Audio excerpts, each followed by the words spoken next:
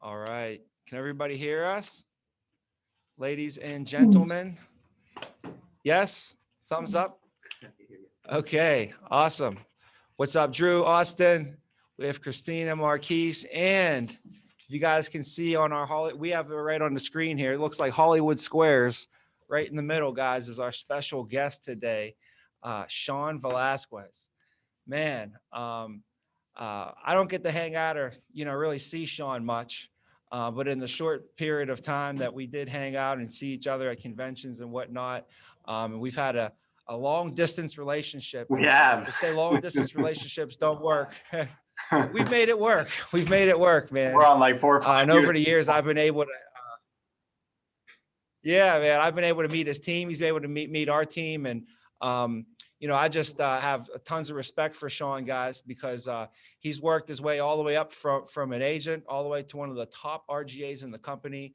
And recently, out of all the SGAs in our company, one of the most historic, one of the most legendary, and one of the probably most senior, one of the oldest SGAs is David Cohen. And David Cohen recently, announced his retirement, even though you never really retire from AIL.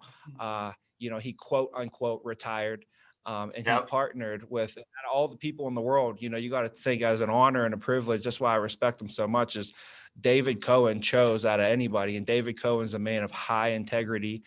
His quality is the highest in the company. So you don't have high quality without having, high integrity, high morals, just high character. So he wouldn't just partner up with just anybody. So I think it just speaks volumes without even having to, say much, that alone in itself just says enough that he chose to partner with Sean Velasquez, guys. And this gentleman right here is going to be taking some time with us today on his busy schedule. He's an SGA running a huge operation.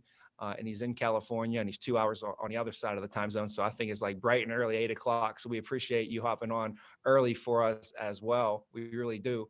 And we have all eyes and ears and attention for you today, man. So thank you. We appreciate you hopping on today, man. And give him a round of applause and welcome onto the call. No, thank you. Thank you, Tommy. This is, I mean,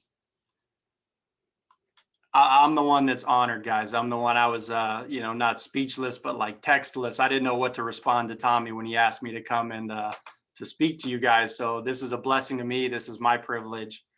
I don't know that there's anybody in this company that I have as much respect for in the deal as Tommy. Kind of like he was saying, we've been on a long distance relationship for 4 or 5 years.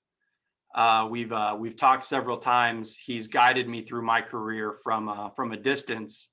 For half of my career, probably since I became an RGA, he was like the go-to person when I couldn't find the answer on Google or by talking to Mr. C or my now partner Mika. Tommy was the next person I'm reaching out to. He was the first person I'm reaching out to because he's a living legend. You guys are so lucky to be able to learn from and work with Tommy day in, day out. Living on the West Coast, it's early here, but it's not early for me. I was in at 6. He talks about Mr. C retiring. Mr. C, I think, was in about 10 minutes after me. So David Cohen, yeah, he's a legend in this business. I'm so fortunate to learn from him, and my success comes to my mentors and the people the shoulders that I've stood on. So I'm gonna go over some stuff today, but guys, this is free flowing. So please, if you need me to repeat something, you want to ask something, challenge something, speak up anytime. Let's make this fun. Let's get this going. Tommy reached out to me and wanted me to go over like a few things with you guys, just really about what we're doing out here on the West Coast. So just to fill you in, we just hit our best month ever virtually. We just locked it in here in March. We went from a deal doing about 90, 100,000 a week. I took over as partner exactly 6 months ago. So you guys know what F6 is. I just got out of my F6 as an SGA officially like 3 days ago. So I'm now a veteran SGA, I guess. We just locked in 230 something thousand. I haven't even looked at ICM yet, but 230,000 for the week and 617,000 for the month of March. And I am just like on fire. I can't wait to start firing off the texts and the group me's and the Instagrams and all that kind of stuff.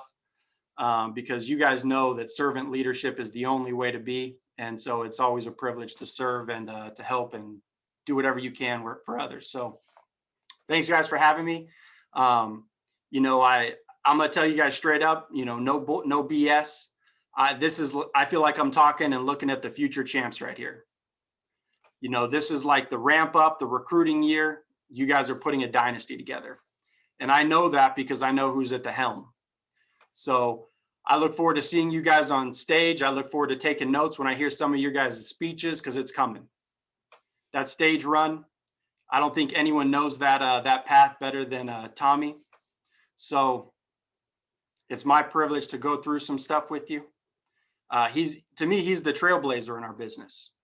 He blazed the path for people like me so that we could see clearer.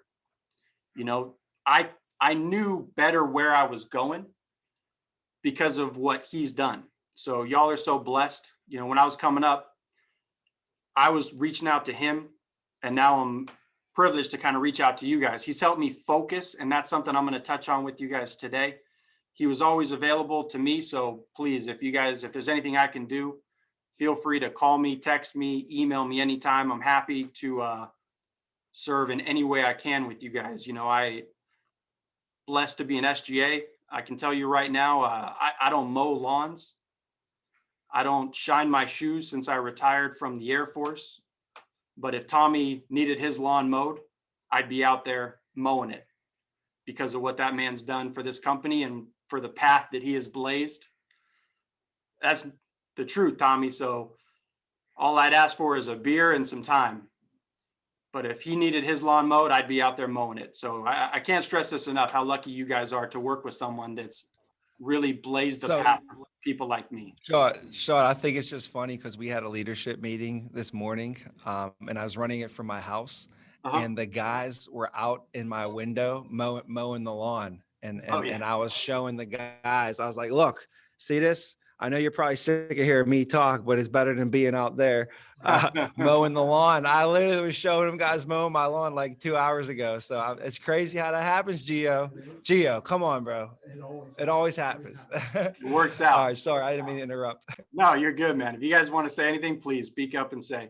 But guys, that's the truth. And that's the way that I look at things. You know, he blazed the trail for me. And so I'm happy to share and serve in any way that I can, because straight up, if Tommy needed his lawn mowed, man, I'd be out there mowing. I won't mow my own, but I'd mow his. So let's go through some stuff. First thing I wanted to give you guys was like kind of a mantra. This is not mine. This is, I'm sure you guys have heard of the hip hop preacher. So when we're talking about leadership, this is what he said. This is not what I said, but this is what I say to myself as kind of like a mantra. A lot of mornings, when it's been a rough one, when it's been a good one, it doesn't matter. I know what you've been through and I didn't quit.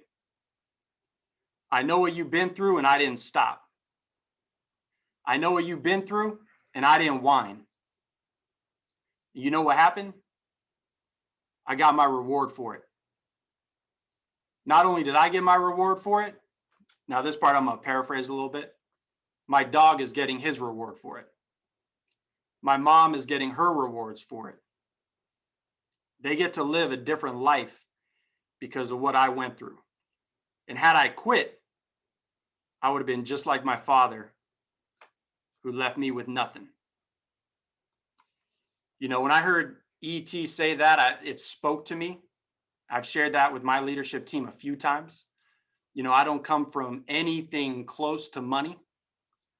I come from Hayward, California, you know, where I'm the minority, even though I'm sure you guys can tell I'm half Hispanic. I'm sure it's obvious, other than the last name. I had to move out to live with my aunt and uncle when I was 6. I was a little troublemaker.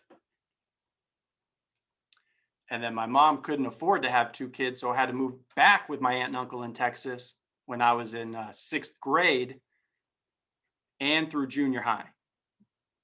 So I know what it's like to be down. I've been homeless twice.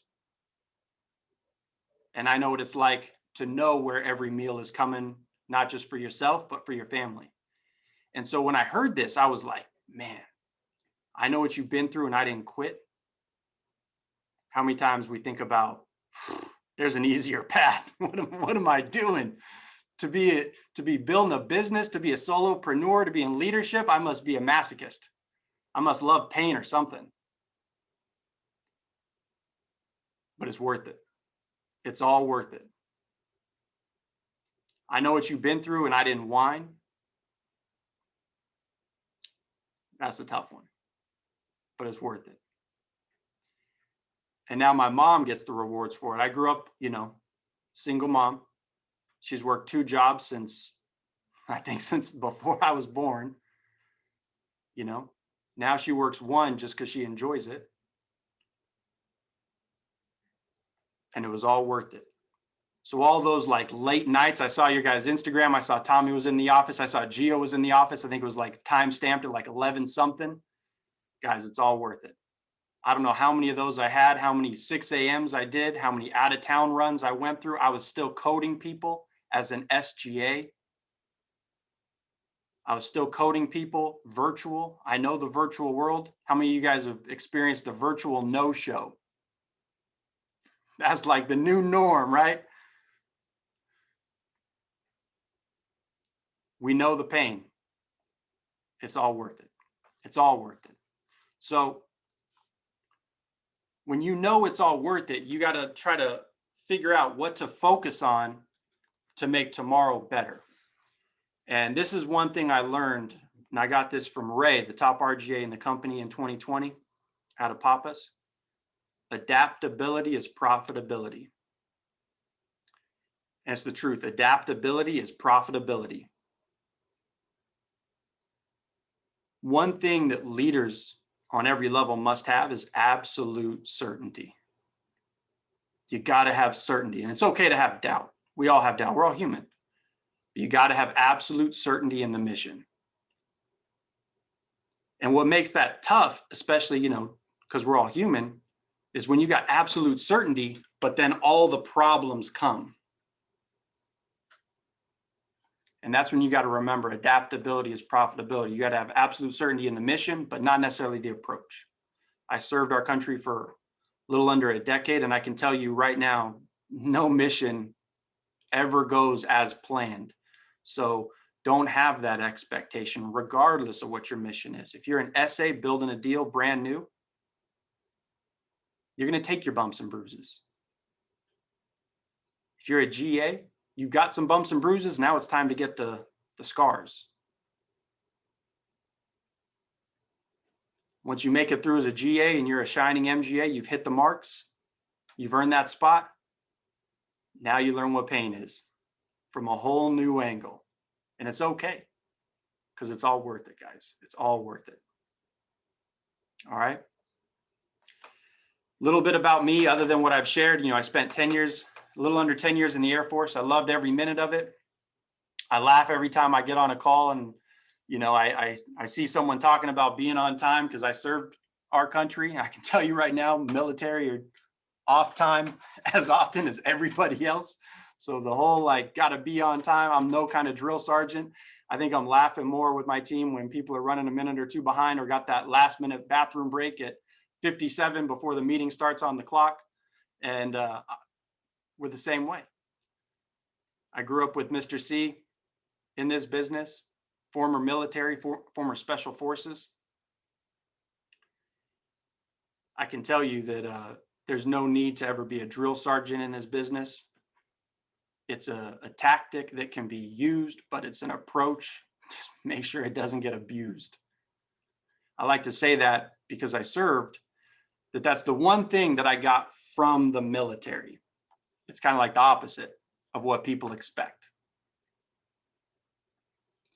The next thing I got from the military is work ethic. Just work ethic. I don't know how many 10, 12, 14-hour days it took. I didn't care to count. I don't care how many more it's going to take. The clock didn't start. It didn't start. What I care about is the mission. And so the mission is just whatever your why is. My why has always been simple. Why not? I don't have kids. I don't have a spouse. Why not? Why not take the top spots of everything? Why not serve and lead people to a better life?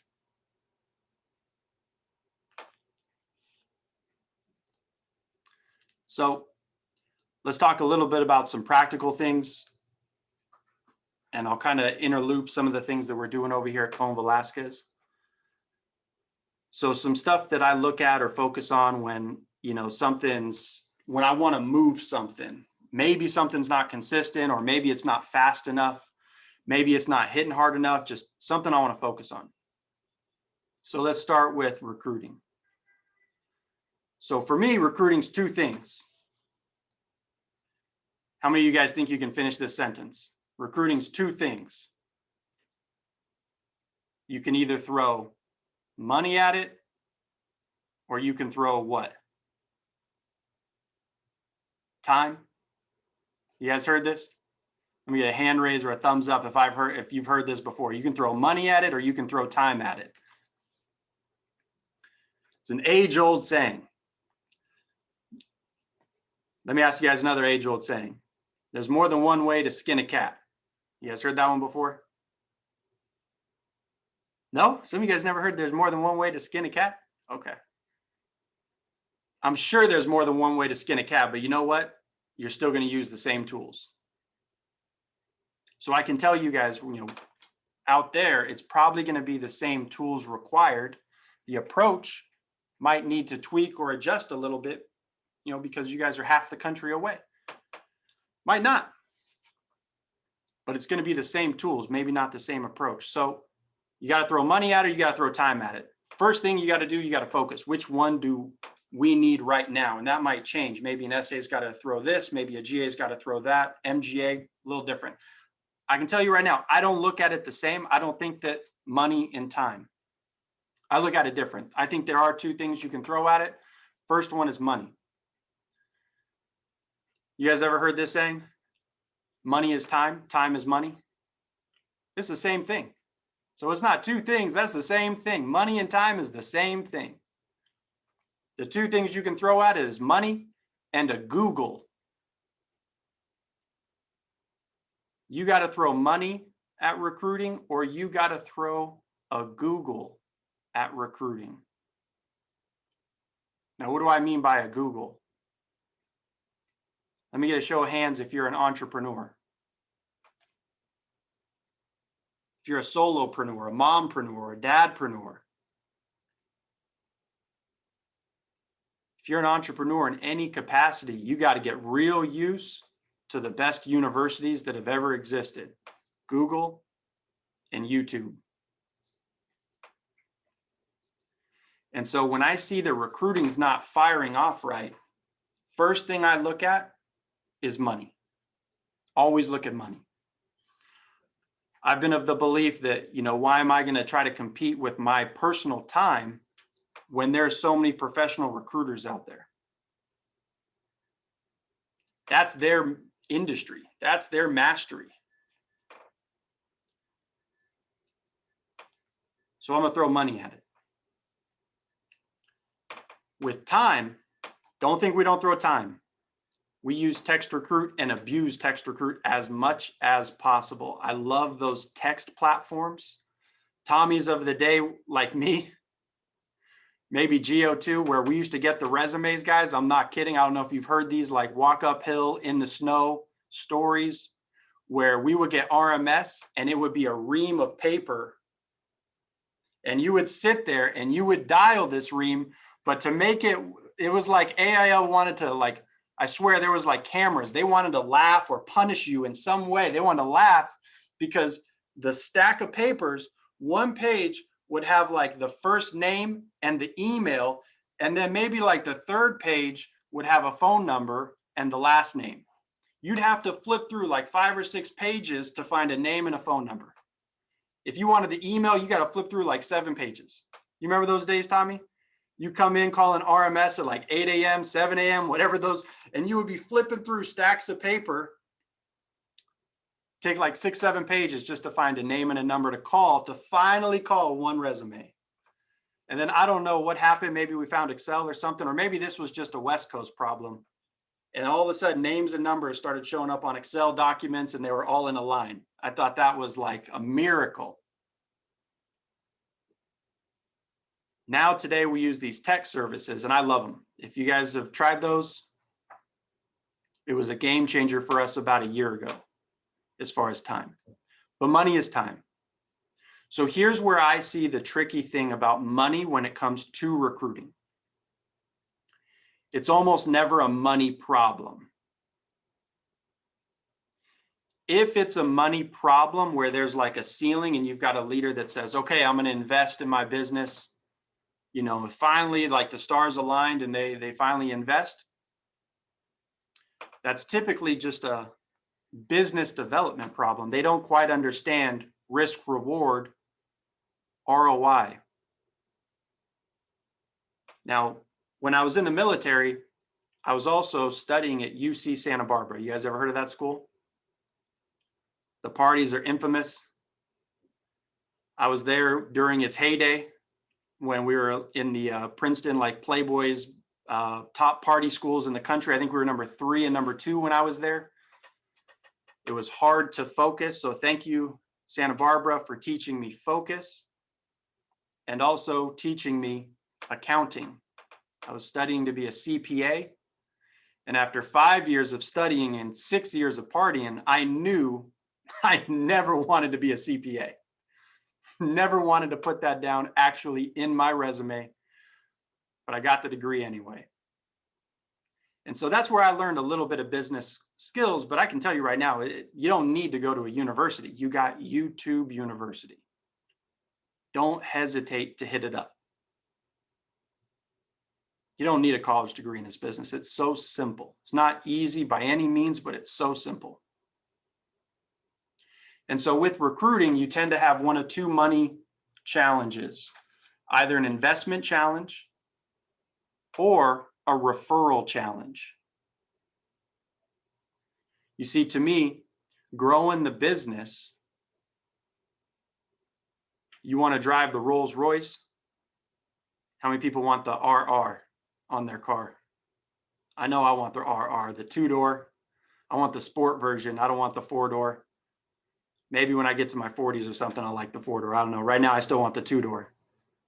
You want the RR in our business, you got to master the first R. It's referrals. It all comes down to referrals. So when you got a recruiting problem, which is the second R, usually the problem comes from the first R, referrals. You see, there's two ways to approach a business: abundance or insignificance is what I'd call it.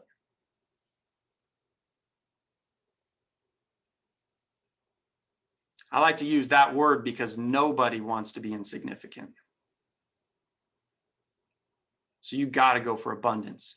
The first R in this business is referrals. So whenever you got a money problem with recruiting, it a lot of times stems from a referral problem in the field. When there's abundance of referrals, there's no hesitation with recruiting. And so the reason that that can be a little tougher to isolate and focus on and problem solve is because that usually the top level might see we've got a gap or a problem or a miss, and they're not realizing that it's the bottom level training where if referrals aren't hitting on all cylinders, recruiting can never hit on all cylinders. And so for me, it's not money and time, it's money or a Google. Because to me, money and time, it's the same thing. You pay someone to text recruit, or you text recruit yourself. You pay a third-party service to recruit for you. You place the Craigslist ads. You understand that code, I don't mean this in any way to be insensitive, but something I shared back in my kind of earlier MGA days was, buying a code is just like going to the store and, buying water. It's a set price. It may vary on the market a little bit because of unemployment. The price of that commodity may come up, it may come down, but a code costs pretty much a set amount. And so when you're recruiting, you got to really understand that, because until you've spent the necessary amount of money, you can't have an expectation to have that commodity. And without that commodity, things get stale real quick. You guys know the power of a veteran writing a ton of business. It's not much. But the power of someone that's like brand new, F1, F2, F3, they go out and crush it. All of a sudden, you got fire in your agency. You get two of them, you'll light up a deal. But two veterans doing it, you can stay stale. You guys know what I'm saying? And so with recruiting, I look at those two things: referrals or Google. And what I mean by Google is I go on Google. I go join the World Wide Web and I start Googling recruiting sources.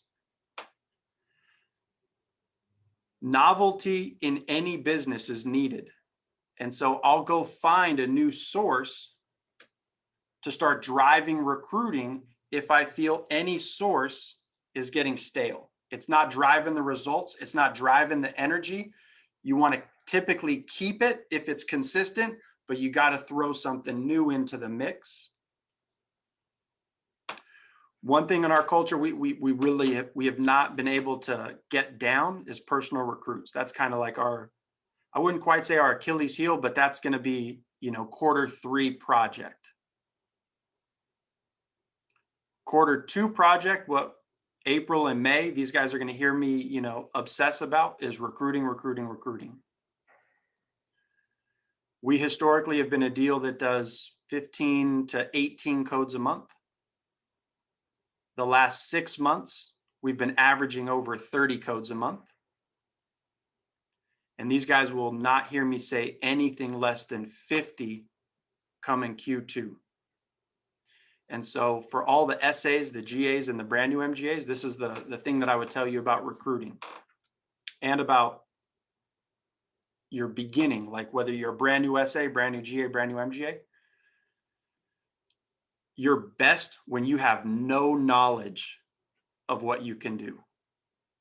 My best MGA year is still my first year. My first full MGA year, because I had no mental barriers, no like understanding of what was possible, restricted, difficult, tough. Couldn't even point to it. It was the whole, what's the 4 levels of learning? Unconscious incompetence, I think, is the first level. No clue. Blew it out. First year, 900,000, 600,000 F6. And it's because I just didn't know any better. So now as an SGA, you know, we got directors and, you know, my partners, and they're saying, you know, we gotta put some metrics in. We gotta manage this. We gotta govern it. You guys know what I'm saying? They're thinking, certain people are saying, we just hit 30. We're going to go for 50. I'm saying we're doing 100 in July. That's our month. That's our focus. Big July, 100 codes in a month. I already emailed Dominic. We're going to be the 5th agency to ever do 100 codes in a month. And, you know, this by no means any disrespect to anybody, but people are saying, whoa, that's like, chill out, kid. Now, this is where these things get tested. I'm going to tell you guys, this is my personal belief. Growth is messy. I just gave this message to the leaders yesterday. You see, what you want is explosive growth. You want to like smash through barriers. You want to be like the way you feel after you read that book, Relentless. Tim Grover. You want to be that when it comes to growth. So the problem, though, is that people have a tendency to like shrink their vision down to their circumstances and their history. And so the mistake you'd make, you're going to try to manage it. You're going to have this belief, this vision, this concept, and you're going to try to, you know, I feel like it's important. I got to somehow I got to like govern it. I got to check it. It's got to become like something consistent that I can manage and hold. Nah. Guys, explosive growth is messy. You got to embrace the mess. It's disorganized. Some imbalance of some kind for an extended period of time has got to be there. It's got to be ugly. But we want to like think of these movies, these shows. You know, I love the show Suits. And you never see Harvey Specter like lose it. You know, I mean, you do see him lose it, but for the most part, he's got that cool temper. And that's how we kind of want to approach business. That's a problem. We want to approach business like we got to manage it. We got to like cuddle it, hold it, pack it tight. Explosive. You guys ever seen an explosion that's not messy? Ever seen that? I never have. It's all over the place. It's ugly. It's disorganized. It ain't pretty. It's like a workout. A good workout, it ain't like Instagram. You're sweaty. You're dirty. You're moving. You're ugly. Like you got the terrible face. You know, they're going to, any photo of you in a real workout, they're going to get that 1 second of like the ugly face. That's what business growth has to look like, guys. Don't try to manage based on your circumstances and your history. Blow through. We're all so fortunate to be human. And you got to remember that sometimes. You know, the way I see it, I'm looking at about 20 or so miracles. Everyone in here beat something like 30 million sperm just to get here. You already been a miracle. The odds, They're crazy just to be born. They're nuts. You're a living miracle because you're here. And you got to remember that in business. Because when you forget that, it gets dull real quick. So once you got the referrals down and you got the recruiting moving, look for messy. Don't look to manage. Look to just go. Don't be perfectly clean. Just push.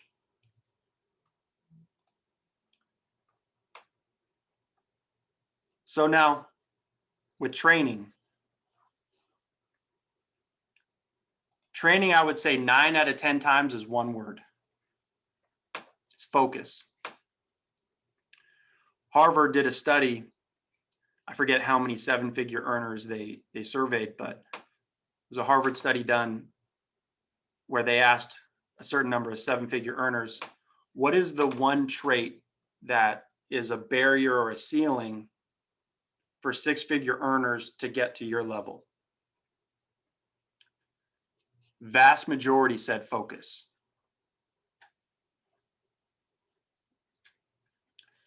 You see, a lot of people, they think in terms of time, not in terms of focus. And there can be these false expectations. By this time we should be, or by this time I should be. Guys, time is irrelevant in our business. Time is based on AOP, nothing else. It's not based on a clock. I get someone to come in and write 20,000 in 2 months. They got more experience than someone that wrote 40,000 in a year. Time is not the factor, AOP is. And so when it comes to training, you want to learn how to focus on the right things for whatever time it takes. And this is where, it's good that I'm getting some pushback and some challenge, because people are saying, how are we going to train them? What are we going to, we got to make sure that everything is like tight and clean and neat. We're going to do 50 codes. We've been doing 30. We got to package it. No, we're going to test the engine. You guys think Ferrari runs and tests at 0 to 60 once? It blows it up. It probably blows up several engines before it gets to a real test run. We blow it up and make mistakes. All right. We're going to learn from them. That's all that matters. Time ain't going to matter. Did we learn from them?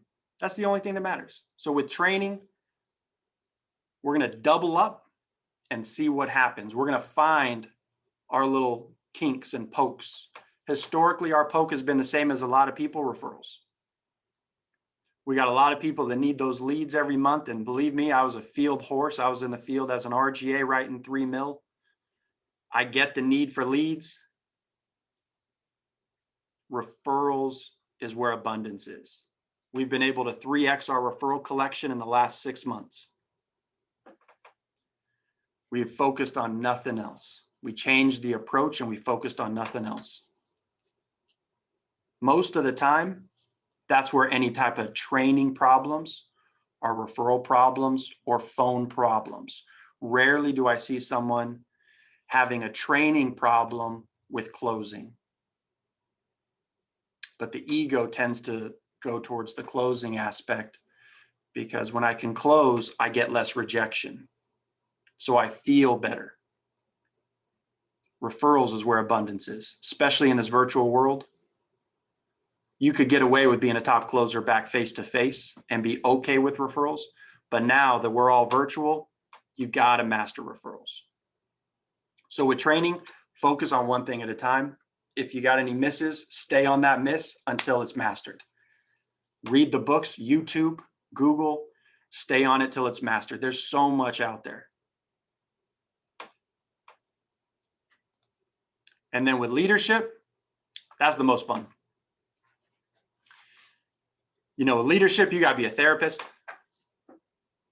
With leadership, you got to take those calls when you're spent.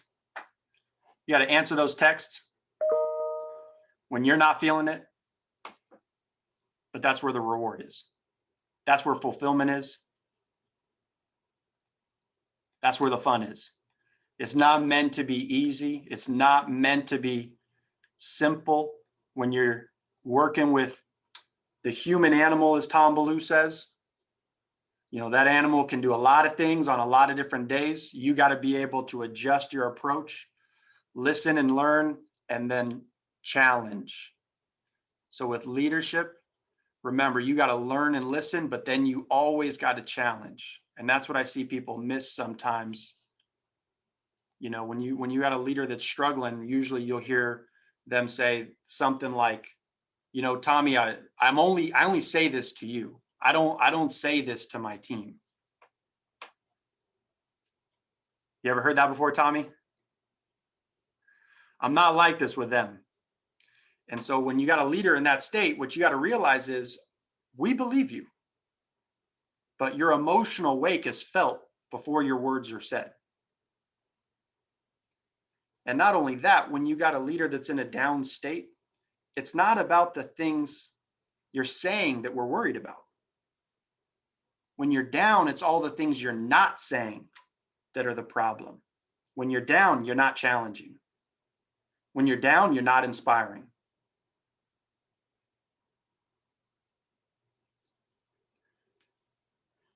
And the positive side to leadership is flow. Flow is so big. That's why there's so many books on it. The best one I've ever read is the book called Flow. Flow, and another book called Mindset. And so with leadership, that kind of takes me to the last piece on leadership. It's one of the most complex things. That's why there's just, you know, thousands and thousands of books on it. Everything from Maxwell to Lencioni. Probably my favorite is Lencioni, Patrick Lencioni, to John Gordon. This is kind of like where the studying happens in our business. If there was a degree at AIL to be a top GA and then to like graduate and be an MGA and, you know, then to be an RGA and maybe even an SGA, it's earned by reading, studying, and implementing. Where it starts, you got to learn to be a follower and you got to learn to be an ideal team player. That's one of my favorite books, by the way, Ideal Team Player, Patrick Lencioni. Basically says that an ideal team player is hungry, humble, and smart. And so to get to those mastery levels of leadership, first you got to learn to be a follower. You got to learn to be a team player.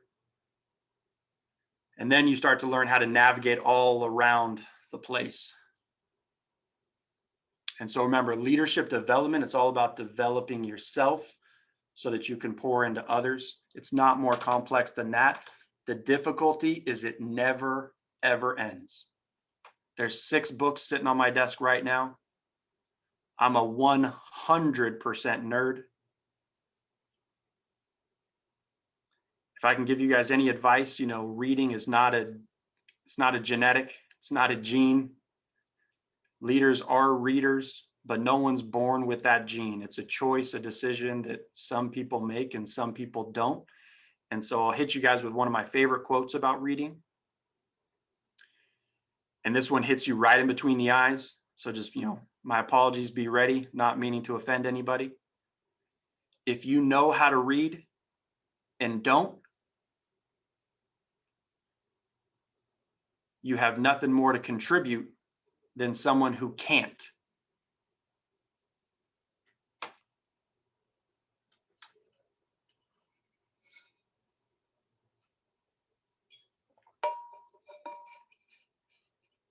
If you know how to read and don't, you have nothing more to contribute than someone who can't read.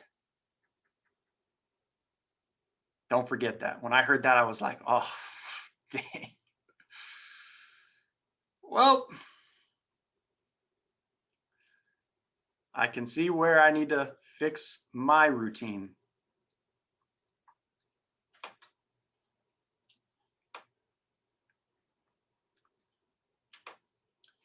And with leadership, guys, I'd say that's where it starts, and that's pretty close to where it ends. Study, read, study, and then implement. You know, nothing matters if you don't execute, if you don't utilize it. You don't want to be the most knowledgeable person that does nothing.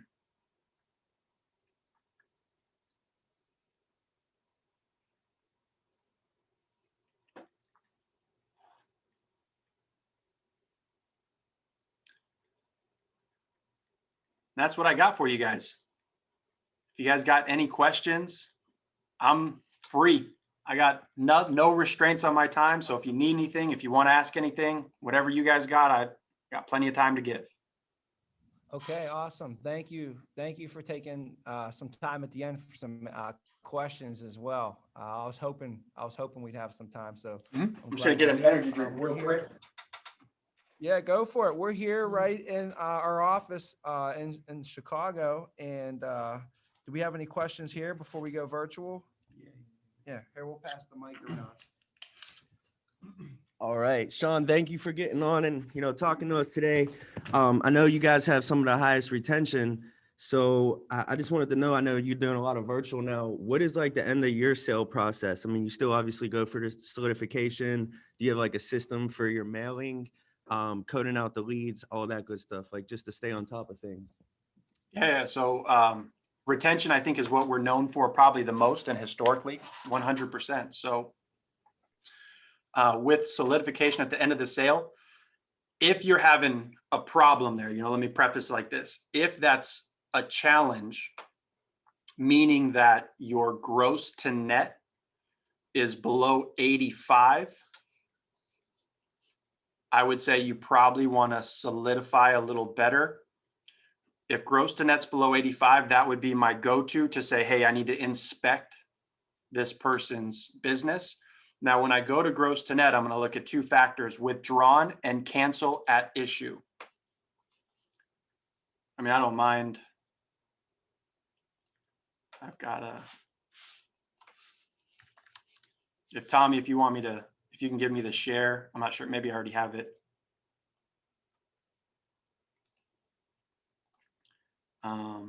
Yeah. You should be able to share now. Here you guys go. So that's the most recent PMP. If you're looking at cancels at issue right here, or withdrawn. So this number on the far right for us is 93. 93% of what we've sold is issued. If you look at the last 12 months, which really is only 6 or 7 months because it's a new partnership, 92%. Cancels, 1. NTOs, it's lower than 1. Can't even round it up to 1. Incompletes, 1%.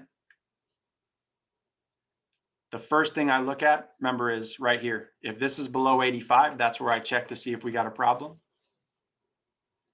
And for solidification, I'm going to look at withdrawns and cancels at issue. Anything else, that's likely not your problem. Anything else, I'm going to have this conversation, right? Remember, I'm digging in. I looked, if it's below 85, if I need to solidify deals, I'm going to look at cancel at issue. I'm going to look at withdrawns. If those are above 5, I'm definitely digging in to solidify sales better. And what I'm going to do is implement takeaway closes and implement 1-week callbacks. You don't treat healthy people. You just prescribe medicine to sick people, right? And now if it's the other ones, if it's declines are high, if declines are 3% or higher, I'm gonna have a different conversation, and they're all gonna be very nice. I want to help fix these problems. So it's just gonna be like, hey, Tommy, I think Tommy might have heard this recently. I heard this best from Rick Altig the other week. You ever sell any like sick people? Just to be honest. You ever put through like a deal that it was a contest, you needed a code, something like that, you tell me. So if declines are high, that's the conversation I'm having. If incompletes or NTOs are high, I'm gonna look at how we're managing that. And I can tell you NTOs, we will give the MGA 2 weeks. So the MGA, you've got 2 weeks. If Marquis the MGA, you got 2 weeks to get that deal done, that amendment or that rating. And if Marquis doesn't have that done in 2 weeks, then his RGA, maybe it's Geo.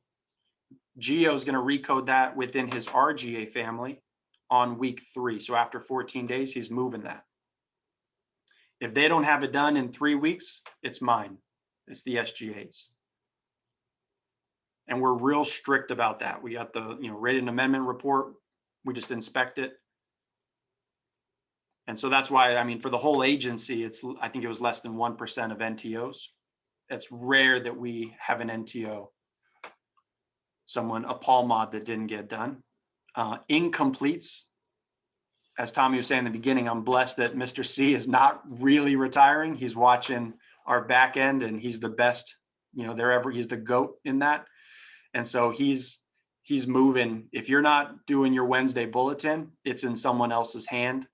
That's very situational, but it's getting recoded. If it's not getting done, he's giving you like a 48-hour notice and then he's moving it because the priority's got to be to the client, to getting them protected.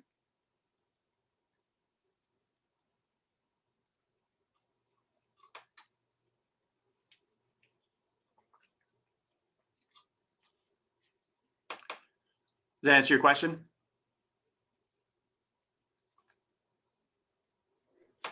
Yes, thank you. Mhm. I know you said I know codes cost, everything comes with a cost. If you don't mind us asking, what's your codes come out to out there? Because Tommy said, you said you did what, 30 codes and then 600,000, right? That's pretty much right on the money what ours breaks down to. Yeah. Oh, yeah. Well, what he's talking about is ALP. Like, so the cost per code would be different.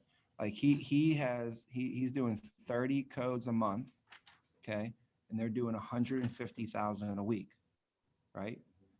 That comes out to 5,000 ALP per code per week, like we always been talking about. Like right now, if you're an SA and you start getting 2 codes per month, then in 3 months, your team will be doing 10,000 a week. If you start getting 5 codes a month right now, in 3 months, your team will be doing 25,000 a week. So he's just said he went from what was it, 18 codes, and they were doing about 90,000 a week. And then with the 18, they'd start doing 30 codes, and literally he's like 3 months later, we're doing 150,000 a week, 617,000 for a month, or whatever it was. So Yep. that's the ALP, right? But the cost per code would be on a recruiting front. Yeah. How much does it cost per code? And that would be whatever their numbers would be. But ours would typically be right now, we're probably under $200 a hire as an agency, not probably, for sure. So it's costing us less than 200 per hire, but our hire to code is not good. We're like 1 out of 4. So it's cost us $200 a hire and 4 hires to get a code. It's costing maybe $800 a code, maybe $600 a code over here. That's not bad, but It's not. Back to you, Sean, what would your numbers be? Exact same. Exact same. Okay. Yep. I would say our cost per hire is a little bit higher than yours, but we're getting closer to like 3 point something to 1 hire to code. So it's probably coming out to about the same cost, because we're probably spending closer to like 300 a hire, probably a little under like 270 a hire. Yeah. So on that regard, that's why their hire to code's better, because they're costing more per code. Like if you cost you a lot of money to get this hire, you're going to treat it different. You're going to treat it more differently too, and they're spending more time. I bet their people have to do first interviews.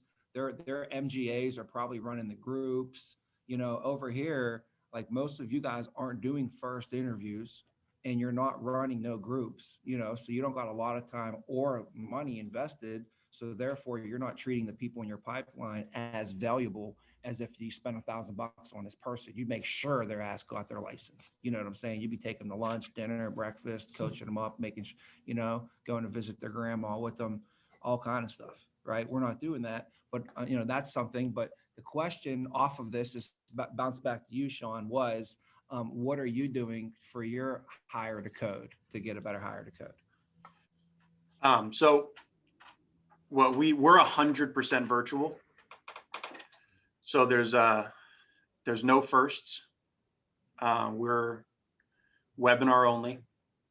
We just invite via email or call or text, because we text recruit to the webinar. We do 2 webinars a week. I've run every webinar since May of last year, with the exception of Ronnie Rivera.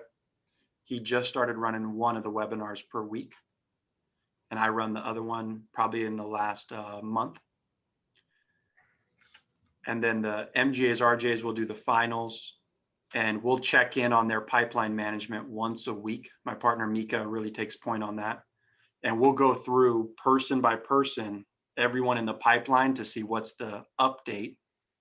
And then each MGA runs their own pipeline management. And so kind of like how I said earlier, you take those bumps and bruises as a GA, and then you learn what a scar is as an MGA. That's a big pipeline management is one of the most expensive things you can miss on. So you want to, like Tommy was just saying, when it's costing you more, you're going to take them out to lunch, or you're going to check in more, you're going to build more of a relationship. Pipeline management is key.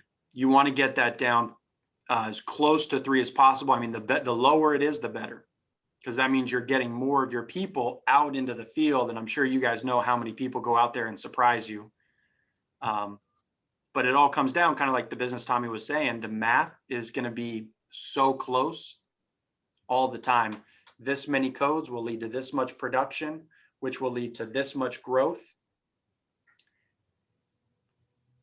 And then what everybody's looking for is recognition and affirmation. In the beginning, you want that recognition and affirmation. And then after you've got enough years in the business, then you start looking at that financial analysis and paying more and more attention to that. And so that report, I think we got the new renewal commission report, also going to be a nice, easy way to look at it. But I would tell you guys, look into that financial analysis. That's a key report to really learn the ins and outs of, because then you see where the business is going. I used to see Simon and Tommy's posts. Tommy's dropping a renewal check, and I'm just like, Jesus, man, that's inspiration right there.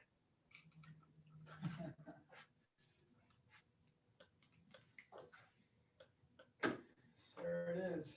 Hey, Tommy, I have a question. Yeah, let's try and that battery. We'll see. Maybe one more question to get them off there. Is it still working? Can you hear us, Sean? Yeah. All right. So once again, I just want to appreciate you for taking the time to speak with our agency today. Thank you, I suppose. So Sean, my question is, I'm a recently promoted GA, I believe about 3 months now. Our team is finally starting to see a little bit more consistency. Our team is starting to be put together. I'm currently in a position where maybe within the next week or two, I'm able to promote up to 4 new essays. And I know Awesome. You were talking about, thank you. And I know you're talking about explosive growth. We're not fully there yet, but with 4 new essays coming in, we're looking to start another 6-7 people within the next 2 weeks. So I suppose my question is, with all these new people starting and all these brand new essays that are coming in the door, because I've been operating as kind of a GA without an essay for a little while, I've played a bigger role in a lot of the training for all these agents. So with all these new agents coming in and new essays coming in the door, I suppose my question is, what type of advice could you give me or a lot of these other people that are in the same situation with starting to feel that explosive growth, to somewhat of an extent with more people coming in the door. Mhm. Yeah. So 4 SAs, that's huge, man. Great job. That's 4 SA promotions and an SGA deal is awesome. So for you to be doing that as a GA, that's incredible.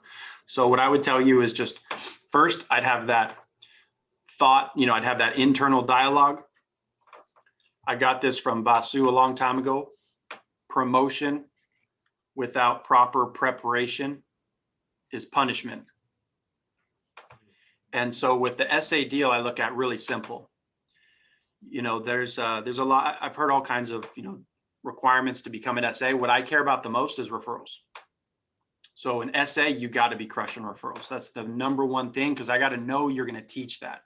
I just got to have confidence and know you're going to teach that. So you got 4 SAs coming. I'd be making sure they're real solid on that front. I wouldn't make training much more complex than just how solid are we on a scale of 1 to 10 there? And can we move that needle, and how quickly can we move that? All right. And then the next thing is like the GA. Are you guys still going in the field face-to-face, or are you guys 100% virtual too? Both. Yeah. A little both. Okay. So with training, I might, you're about to have some explosive growth. So with training, I'd see how much can we adopt or adapt to virtual, because training virtually can scale to whatever you want. We're 99% virtual. Out of about 200 reps, I think we got 2, maybe 3 people face-to-face. And so all of our training is done virtually, and we just kind of scale it as a team. I talk a lot to my team about contribution. Success without contribution is failure coming. Meaning if you're on top, but you're not contributing to the team, you ain't going to stay on top very long. Karma is a very real thing. Some people question it, but I think karma, when you think about like gravity, it's a force, it's measured. Things go up, they come down, and gravity accelerates them down. Karma is the same thing, but I look at it as circular, and the measurement is positivity. The more you're contributing, the more that thing just keeps on going around in a positive fashion. The more you take your success and go lone wolf. I see this stuff, there's some people I see, I'm not going to name any names, but they talk about like, it's all about you, stand alone, work in silent. Nah, man, Iron Man worked in silent. There ain't nobody else working in silent, coming out one day like shiny and crushing it. That's fake. Real success comes from knowing when to enlist help and when to contribute help, when to give. So see what kind of processes you can scale virtually, inspect referrals. And that's what I would do. Nothing more than that. The next question I would say, just remember, explosive growth, be very observant, and I would just be taking notes. I'd be really observant. This is where I'm going to test my motor. So I'm going to see where my kinks and misses. I'm going to write those down, and then I'm just going to problem solve. We might go and blow it out first try. I'm going to see how we can do it a little better to manage it next time, and then blow it out again with double, and then manage that process.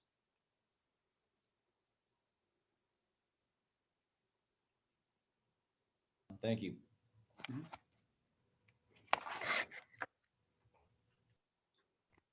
Guys, so hey, Sean, I don't want to keep too much of your time today. We gave us a solid hour here, and we really appreciate that, man. No worries. And guys, if you did have any other questions, I'm sure you can email them over to me. I can get them to Sean if there's something I want to get them. But would you guys like to get him back on here again? Yes, sir. Yeah. Anytime, guys. Anytime. Thank you for having me. All right, brother. We appreciate it. Have a great day today, man. I look forward to catching up with you soon. You too, brother. Bye, guys. Thank you. You.